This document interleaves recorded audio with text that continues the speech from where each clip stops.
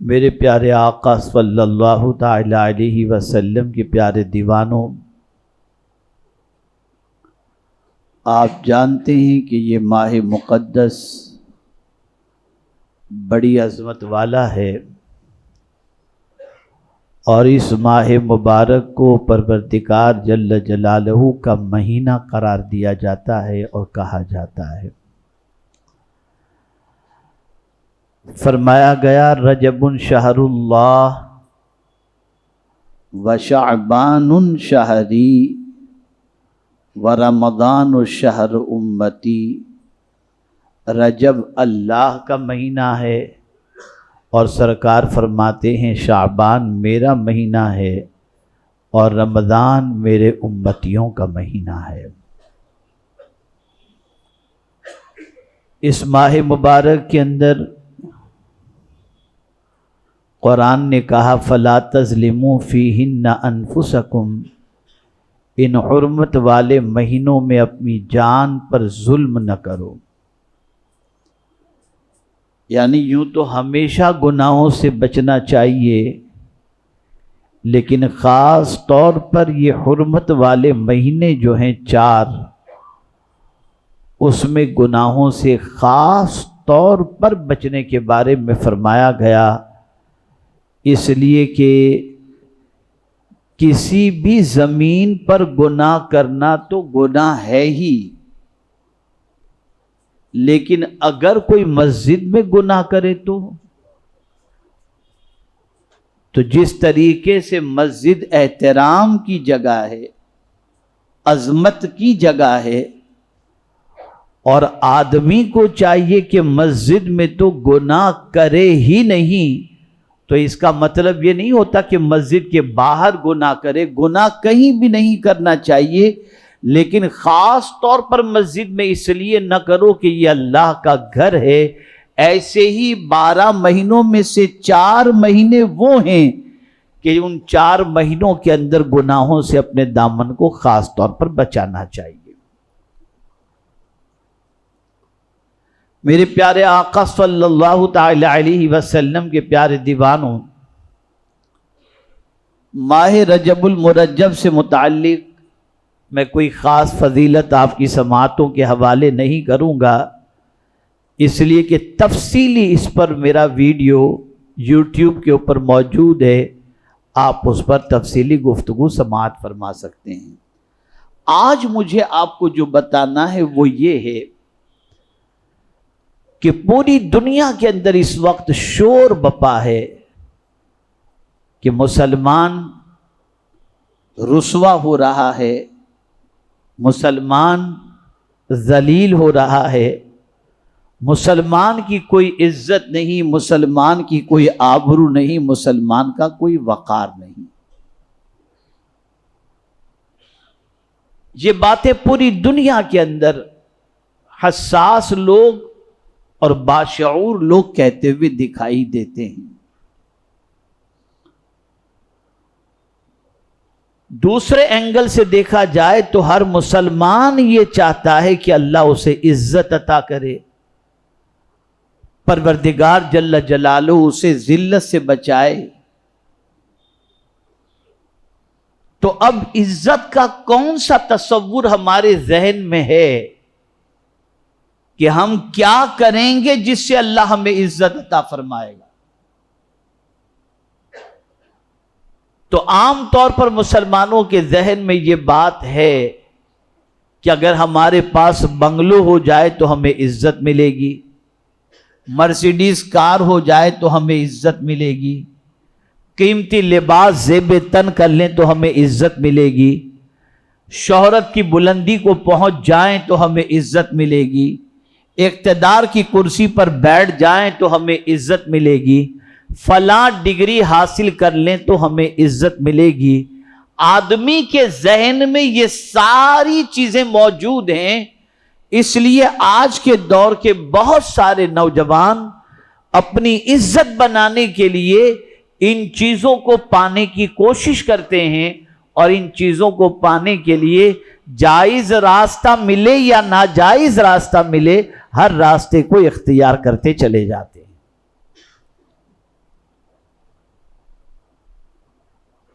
اللہ عز و جل نے قرآن مقدس میں فرمایا کہ عزت کون دینے والا ہے، عزت کا مالک کون ہے؟ تو قرآن کہتا ہے قل اللہم مالک الملک تؤتی الملک من تشاء وتنزع الملک ممن تشاء وتعز من تشاء وتذل من تشاء بیدک الخیر انک علی کل شیء قدیر۔ اللہ جسے چاہے عزت عطا فرما دے، اس لیے کہ وہ مالک عزت ہے۔ اب عزت ڈھونڈنے ہم کہاں جا رہے ہیں؟ چیزوں میں ڈھونڈنے جا رہے ہیں، کرسیوں میں ڈھونڈنے جا رہے ہیں، لمبی کاروں کے اندر اور بلڈنگوں کے اندر اور محل کے اندر ڈھونڈنے جا رہے ہیں۔ اللہ فرماتا ہے وہاں تمہاری عزت نہیں ہے۔ کہاں ملے گی عزت؟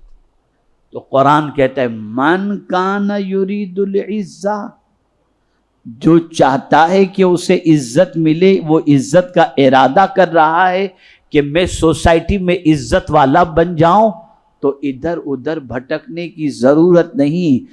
جو عزت کا مالک ہے اس کی طرف بڑھو، وہ تمہیں عزت عطا فرما دے گا۔ ساری عزت اس کے پاس ہے۔ ایک مزاج قرآن نے ہمیں عطا کیا کہ جس کسی کو عزت چاہیے وہ خدا کی طرف بڑھے، اس کے فرمان کی طرف بڑھے، اس کے پیارے حبیب صلی اللہ علیہ وسلم کے فرامین کی طرف بڑھے۔ اگر وہ اس راستے کا مسافر بن جاتا ہے، اللہ کی طرف بڑھ رہا ہے، اللہ کے رسول صلی اللہ علیہ وسلم کے احکام کی طرف بڑھ رہا ہے، اپنی زندگی کو اللہ کے قانون کے مطابق گزار رہا ہے، رسول اعظم صلی اللہ علیہ وسلم کی سنت کے مطابق گزار رہا ہے، تو اللہ عز و جل اس بندے کو عزت و سربلندی عطا کرتا ہے۔ اور تھوڑا سا قریب لا کر کے آپ کو سمجھاؤں مضمون کو تو بہت اچھی طرح آپ سمجھ جائیں گے۔ عام طور پر دنیا کے اندر جو پھٹے پرانے کپڑے پہنا ہوا ہو نا، اسے آدمی بھاؤ نہیں دیتا، اسے عزت نہیں دیتا، بلکہ سامنے سے آتا ہوگا تو سائڈ کر کے نکل جائے گا، اور اگر 10 مسافہ کرنے والے ہیں اس میں وہ آ گیا تو تیوڑی چڑھ جائے گی، یہ کہاں سے آ گیا؟ بتائیے، اب میں آپ سے سوال پوچھتا ہوں، میں جو کہہ رہا ہوں صحیح ہے یا غلط ہے نا صحیح؟ اس کو دوسرے اینگل سے سمجھاؤ، کیا غریب سے بھی کوئی محبت کرتا ہے؟ نہیں، غریب کو حقیر سمجھتا ہے، فقیر سمجھتا ہے، بلکہ اگر ایک بھائی ارب پتی بن گیا اور دوسرا بھائی بیچارہ کما نہیں پاتا، اور اس کے لباس سے لے کر اس کا رہن سہن سب غریب انسان جیسا ہے، تو اپنا بھائی ہے یہ انٹروڈکشن کرانے میں بھی آدمی شرماتا ہے کہ میں کیسے کہوں کہ یہ میرا بھائی ہے۔ شادی کو اٹھا کر کے دیکھ لیجئے تو وہاں دعوتوں کے اندر غریب اگر پہنچ گیا تو تیوری چڑھ جائے گی، اس کو کس نے دعوت دی؟ اور اگر وہ بیچارہ ساتھ میں ٹیبل پر بیٹھ گیا تو بہانہ بنا کر مالدار اٹھ جائے گا کہ اس کے بازو میں بیٹھوں گا تو میری عزت چلی جائے گی۔ ہے یا نہیں ایسا؟ بھئی جواب دیجئے آپ، ہے نا؟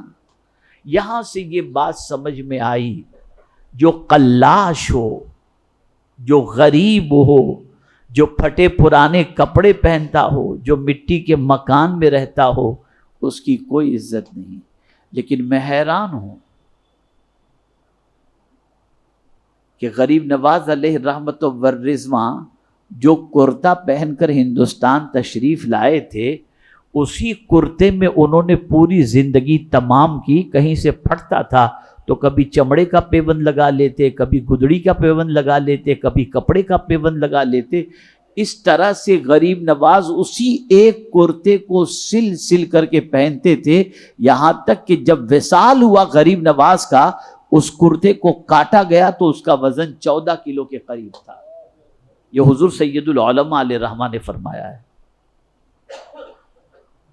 اب میں آپ سے سوال پوچھتا ہوں کہ پیوند والے کپڑوں والوں سے تو کوئی محبت نہیں کرتا، اس کے قریب بیٹھنا پسند نہیں کرتا، اس کو دعوت دینا پسند نہیں کرتا، لیکن میں حیران ہوں کہ خواجہ پیوند والا کپڑا پہنتے تھے، بادشاہ بھیک مانگنے آتا تھا ان کے پاس۔ آخر یہ خواجہ کو عزت ملی کیسے کہ شاہان وقت بھی ان کے در پر کاسے گدائی لے کر حاضر ہے۔ اگر خواجہ کی ایک نظر کسی پر پڑ جاتی تو آدمی خوش ہو جاتا کہ خواجہ نے مجھے دیکھ لیا۔ دنیا میں عام غریبوں کو دیکھ کر انسان منہ پھیر لیتا ہے، لیکن خواجہ کو دیکھنے کے لیے لوگ بے چین رہا کرتے تھے، بے قرار رہا کرتے تھے، ان کی ایک نظر کرم کی بھیک مانگا کرتے تھے۔ آج بات سمجھا دوں آپ کو، سنیے کہ عام غریب جو ہوتا ہے وہ عام طور پر اس کے پاس کچھ نہیں ہوتا، لیکن یہ جو اللہ والے ہوتے ہیں ان کا لباس تو کمزور ہوتا ہے لیکن خدا سے تعلق بڑا مضبوط ہوا کرتا ہے، بڑا تعلق مضبوط ہوا کرتا ہے۔ ہم اپنے باپ کی قبر پر بھی جا کر اتنی عقیدت سے دعا نہیں مانگتے جتنی خواجہ کی چوکھٹ پر پہنچ کر کے دعا مانگتے ہیں۔ کیوں؟ یہ مقام کیسے ملا؟ یہ مرتبہ کیسے ملا؟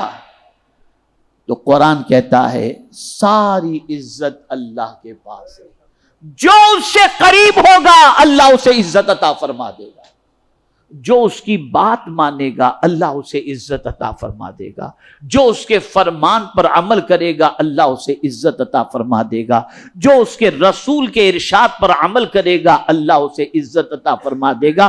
ہم عزت چیزوں میں ڈھونڈ رہے ہیں، چیزوں میں اللہ نے عزت نہیں رکھی، اللہ نے عزت رکھی ہے اپنے فرمان پر عمل اور اپنے محبوب کے فرمان پر عمل کرنے میں عزت رکھی ہے۔ ہم یہ کر نہیں رہے، ہم یہ نہیں کر رہے،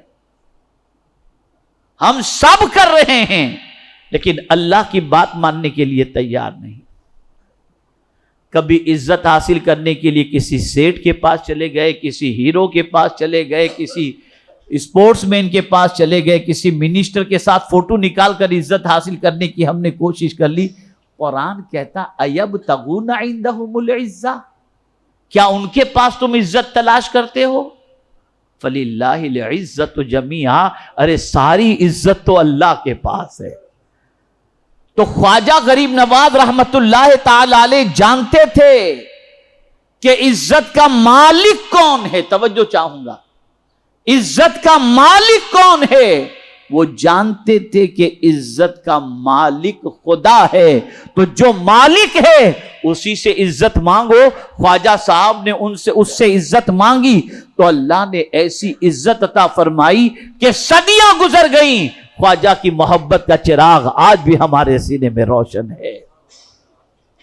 ایک فکر غریب نواز نے عطا فرمائی، ایک سوچ عطا فرمائی، اور وہ سوچ یہ ہے کہ تم اللہ سے قریب ہو جاؤ، اللہ کے فرمان پر عمل کرنے لگ جاؤ، اللہ کے رسول کی اطاعت کرنے لگ جاؤ، اللہ عز و جل تمہیں عزت عطا فرمائے گا۔ اب دو باتیں میں سمجھاؤں۔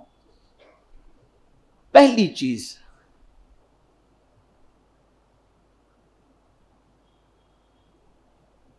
دشمن کے ساتھ تعلق کیسا ہو؟ اگر آپ کے پاس طاقت ہے، آپ کے پاس قوت ہے، یہ سب کچھ ہے، اور آپ اپنے دشمن سے بدلہ لے سکتے ہو، پھر بھی دشمن کی نگاہوں میں عزت والا بننا ہو تو کیسے بنے؟ آئیے میں آپ کو سمجھاؤں۔ رسول اعظم صلی اللہ علیہ وسلم نے فتح مکہ کے موقع پر اپنے دشمنوں کو معاف فرما دیا۔ اب خواجہ صاحب کو دیکھو، ایک شخص بہکاوے میں آ گیا اور خواجہ صاحب کی دشمنی اس کے دل میں پیدا ہو گئی۔ وہ ہمیشہ اسی انتظار میں رہتا تھا کہ خواجہ صاحب اسے اکیلے مل جائیں اور وہ خواجہ صاحب کا قصہ تمام کر دے۔ ایک بار وہ اپنے ہتھیار کے ساتھ غلط ارادے سے خواجہ صاحب کے یہاں پہنچ گیا۔ سلطان الہند غریب نواز رحمت اللہ تعالی علیہ اس آنے والے کو دیکھ کر اس کے غلط ارادے کو سمجھ گئے۔ اور یہ بات یاد رکھیں، اگر کوئی یہ کہے کہ اللہ والوں کو یہ دل کے حالات کیسے پتہ چل جاتے ہیں، تو میں آپ کو حدیث کی روشنی میں سمجھاؤں۔ حدیث قدسی ہے، اللہ فرماتا ہے کثرت نوافل کے ذریعے بندہ مجھ سے اتنا قریب ہو جاتا ہے کہ میں اس کی آنکھ بن جاتا ہوں جس سے وہ دیکھا کرتا ہے۔ اگر کوئی فرائض کے علاوہ، واجبات اور سنتوں کے علاوہ کثرت کے ساتھ نفل پڑھے تو اللہ تعالیٰ اسے وہ آنکھیں عطا کر دیتا ہے جن آنکھوں کے ذریعے قبر کے اندر کے حالات اور انسان کے دل کے حالات کو وہ دیکھ لیا کرتے ہیں۔ اسی کو سرکار نے فرمایا اتقوا بفراست المؤمن فإنه ينظر بنور اللہ تعالی، مومن کی فراست سے ڈرو کہ وہ اللہ کے نور سے دیکھتا ہے، اللہ کے نور سے دیکھتا ہے۔ خواجہ صاحب نے دیکھ لیا غلط ارادے سے آیا ہوا ہے، تو خواجہ صاحب نے اس سے فرمایا کہ تو جس ارادے سے آیا ہے وہ اپنا ارادہ پورا کر لے، بس کام گیا ہوا۔ اسے تو یہ خیال تھا کہ خواجہ صاحب کو کیسے پتا ہوگا میں کس ارادے سے آیا ہوں۔ غلط ارادے سے آنے والے کو خواجہ صاحب نے فرمایا کہ جس ارادے سے تو آیا ہے اپنا ارادہ پورا کر لے۔ وہ کانپنے لگا، خواجہ صاحب کے پیر پکڑ لیے اور کہا مجھے معاف کر دیجئے، اور جو مجرم کی سزا ہوتی ہے مجھے وہ سزا عطا فرمائے۔ خواجہ صاحب نے فرمایا ہم فقیر لوگ بدلہ لینے کے قائل نہیں ہوتے، ہم فقیر لوگ تو معاف کرنے کے قائل ہوتے ہیں۔ جب میں نے تجھے معاف کیا، اس نے کہا کہ اب آپ تو معاف تو کر چکے، اب مجھے اپنے قدموں میں رکھیے، مجھے اپنا شاگرد بنا لیجئے، مرید بنا لیجئے اور اپنے قدموں میں رکھیے تاکہ آپ کے قدموں میں رہ کر کے میں کچھ اپنی زندگی اور آخرت دونوں سنوار سکوں۔ خواجہ صاحب نے اپنے پاس رکھا اور ایسی تربیت فرمائی کہ اس بندے نے 45 حج کیے اور مرنے سے پہلے اللہ نے ولایت کا مقام اسے عطا فرما دیا۔ یہ اللہ والے ہو۔ ایک بات یاد رکھیے گا زندگی بھر، اللہ والے کی ایک سب سے بڑی خوبی یہ ہوتی ہے کہ وہ بے ضرر ہوتے ہیں، کسی کو تکلیف نہیں پہنچاتے۔ یاد رکھیے گا یہ اللہ والے ہمیشہ بے ضرر ہوتے ہیں، تکلیف کسی کو نہیں پہنچاتے، بلکہ تکلیف پہنچانے والے کو بھی وہ معاف کر دیا کرتے ہیں۔ یہ اللہ والوں کی شان ہے۔ تو آپ نے محسوس کیا کہ قتل کے ارادے سے آنے والے کو خواجہ صاحب نے معاف بھی کیا اور ایسی کرم نوازی فرمائی کہ اس لائق بنا دیا کہ اللہ تعالیٰ نے اسے ولایت کا تاج عطا فرما دیا۔ ایک دوسرا واقعہ، سلطان الہند غریب نواز رحمت اللہ تعالی علیہ اکثر اس چیز کا خیال رکھتے کہ ان کے پڑوس کا کوئی بندہ انتقال کر جاتا مسلمان تو آپ وہ قبرستان ضرور جاتے تھے۔ یہ خواجہ صاحب کی عادت تھی۔ سلطان الہند غریب نواز علیہ الرحمت والرضوان کا ایک پڑوسی انتقال کیا تو خواجہ غریب نواز علیہ الرحمت والرضوان تشریف لے گئے اس کے جنازے میں، قبرستان بھی پہنچے، اور قبرستان میں جب اسے دفنا دیا گیا نماز جنازہ کے بعد تو جب سب چلے گئے تو خواجہ صاحب اس کی قبر کے پاس کھڑے رہے۔ اس کے گھر کے ایک دو لوگ بھی کھڑے تھے۔ تو جیسا کہ میں نے ابتدا میں بتایا کہ اللہ کے ولی اپنی آنکھ سے نہیں اللہ کے نور سے دیکھتے ہیں، اور ان کے سامنے اللہ تعالیٰ بہت ساری چیزوں کو ظاہر فرما دیتا ہے۔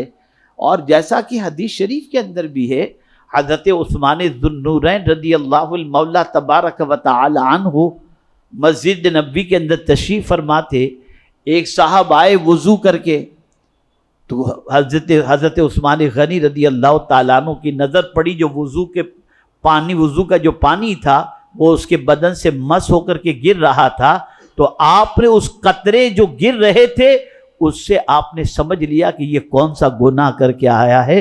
تو حضرت عثمان ذو النورین رضی اللہ تعالیٰ عنہ مسجد نبوی شریف کے اندر خطاب فرماتے ہوئے ارشاد فرماتے ہیں، کیسے لوگ ہیں جو برے برے گناہ کر کے اور بڑے بڑے گناہ کر کے مسجد کے اندر آ جاتے ہیں. وہ شخص بعد میں آ کر کہنے لگا کیا حضور آپ پر بھی وحی نازل ہونا شروع ہوئی؟ تو ارشاد فرماتے نہیں وحی تو نازل نہیں ہوئی، لیکن سرکار نے فرمایا ہے اتقوا بفراست المؤمن فإنه ينظر بنور اللہ تعالی، مومن کی فراست سے بچو، ڈرو کہ وہ اللہ کے نور سے دیکھا کرتا ہے. اب پروردگار جل جلالہ کہ دوست حضرت خود سلطان الہند غریب نواز رحمت اللہ تعالی علیہ سب چلے گئے اسے دفن کر کے، تو وہ اس کی قبر کے پاس کھڑے رہے. اور یہ یاد رکھیں، اچھی طریقے سے یاد رکھیں، کوئی اللہ والا اگر کسی مردے کی قبر کے پاس کھڑے ہو کر کے دعا کرے تو اللہ عز و جل اپنے حبیب صلی اللہ علیہ وسلم کے صدقے اس نیک بندے کی دعا کی برکت سے مردے کی مغفرت فرما دیا کرتا ہے اور مردے کو قبر میں راحت بھی پہنچتی ہے. آپ نے قرآن شریف میں نہیں پڑھا؟ رجب کے مہینے کے اندر ہی آپ سنتے رہتے ہیں سبحان الذی اسری بعبدہ لیلا من المسجد الحرام الی المسجد الاقصی الذی بارکنا حولہ. مسجد اقصی جس کے قریب برکتیں ہیں. کیا برکتیں؟ وہاں انبیاء کی مزارات ہیں، تو جہاں مزارات انبیاء ہے اللہ تعالیٰ وہاں برکتیں عطا فرماتا ہے، برکتیں عطا فرماتا. تو سلطان الہند بھی کھڑے تھے اور تھوڑی دیر کھڑے رہ کر جب قبر والے کے حالات کو دیکھا آپ نے، اسے قبر میں جسے لٹایا گیا تھا، تو آپ کا چہرہ متغیر ہو گیا، زرد ہو گیا. اور تھوڑی دیر پھر پڑھنے لگے، پڑھتے پڑھتے پھر آپ کا چہرہ خوش ہو گیا، چہرے پر خوشی کے آثار ظاہر ہوئے. جب آپ جانے لگے تو قریب جو ان کے رشتہ دار تھے انہوں نے پوچھا کہ حضور یہ تو بتائیے کہ پہلے آپ کے چہرے کا رنگ بدل گیا تھا، پھر تھوڑی دیر کے بعد آپ کے چہرے کا رنگ ویسا ہو گیا جیسا تھا اور آپ کے چہرے پر فرحت نظر آنے لگی، معاملہ کیا تھا؟ ارشاد فرماتے ہیں جب اسے قبر میں اتارا گیا نا تو عذاب کے فرشتے آ گئے، اور عذاب کے فرشتے کی وجہ سے قبر والا گھبرا گیا تھا، لیکن اللہ عز و جل کو اس کی کچھ نیکیاں پسند آ گئیں اور فوراً رحمت کے فرشتے آ گئے، تو رحمت کے فرشتوں کو دیکھ کر میرے چہرے پر خوشی ظاہر ہو گئی. اے رسول اعظم صلی اللہ علیہ وسلم کے دیوانوں، اس لیے یاد رکھو، جو دو باتیں سمجھنی، اس لیے یاد رکھو اللہ عز و جل کوئی طاقت، کوئی قوت، کوئی مرتبہ، کوئی شہرت عطا فرمائے، کمزوروں پر کبھی ظلم نہ کرنا، بلکہ ہمیشہ متواضع رہنا، اور اگر کسی نے ستایا بھی ہے تو اللہ کی رضا کی خاطر اسے معاف کر دینا. یہ اللہ والوں کا شیوا رہا ہے. دوسرا، اپنے مدفون جو ہیں، اپنے رشتہ دار جو قبر کے اندر آرام کر رہے ہیں، ہو سکے تو کسی اللہ والے کو اپنے رشتہ داروں کی قبر پر لے کر کے جاؤ، ان سے دعا کراؤ کہ جہاں ان کے قدم، اگر میں بتاؤں گا تو آپ کو حیرت ہوگی، بتاؤں گا تو حیرت ہوگی. میں اپنی طرف سے نہیں کہہ رہا ہوں، حضور کی حدیث سنا رہا ہوں. عام انسان قبر میں قبرستان جائے اور قبرستان جا کر کے دعائے مغفرت کرے، شیور نہیں ہے کہ اللہ تعالیٰ مرنے والے کی مغفرت کر دے گا. لیکن ایک عالم باعمل قبرستان جائے بھی نہیں، قبرستان نہیں جائے، وہ قبرستان کے قریب سے خالی گزر جائے، قبرستان کے قریب سے. حضور فرماتے ہیں اگر کوئی عالم دین کسی قبرستان کے قریب سے گزر جائے تو اللہ 40 روز تک کے لیے مردوں پر سے عذاب کو اٹھا لیتا ہے. جب عالم کا قبرستان سے گزرنے پر قبرستان کے قریب سے 40 روز کے لیے عذاب اٹھ جاتا ہے، تو کوئی ولی کامل کسی قبر پر کھڑے ہو کر کے دعا کر دے تو اللہ تعالیٰ اس کی مغفرت فرما دیا کرتا ہے. میرے پیارے آقا صلی اللہ علیہ وسلم کے پیارے دیوانوں، سلطان الہند کی بارگاہ میں خراج عقیدت پیش کریں. کل کا دن ان کے وصال کا دن ہے. میں ہر چھٹی کو اجمیر مقدس رہتا ہوں، آج بھی ڈائریکٹ خواجہ صاحب کی بارگاہ سے ہوتے ہوئے یہاں پر میں پہنچا ہوں، اور میرے پہنچنے کی اور چھٹی وہاں نہ کرنے کی وجہ میں 3 دن سے وہیں پر تھا، اتنا رش ہو گیا، اتنا رش کے اندر جانے جیسی پوزیشن مجھے لگی کہ میری ہے نہیں کہ میں اندر اب جا سکوں گا۔ تو ہوٹل میں بیٹھنے کی بجائے میں نے سوچا یہاں آ جاؤں اور جمعہ بھی پڑھا دوں، اور جو کچھ ٹوٹی پھوٹی اللہ توفیق دے تو اپنے گھر پر ہی خواجہ صاحب کی چھٹی منا لوں۔ اللہ تعالیٰ غریب نواز علیہ رحمہ کے فرمان پر عمل کی توفیق عطا فرمائے اور رسول اعظم صلی اللہ علیہ وسلم کے اتباع کی توفیق نصیب فرمائے۔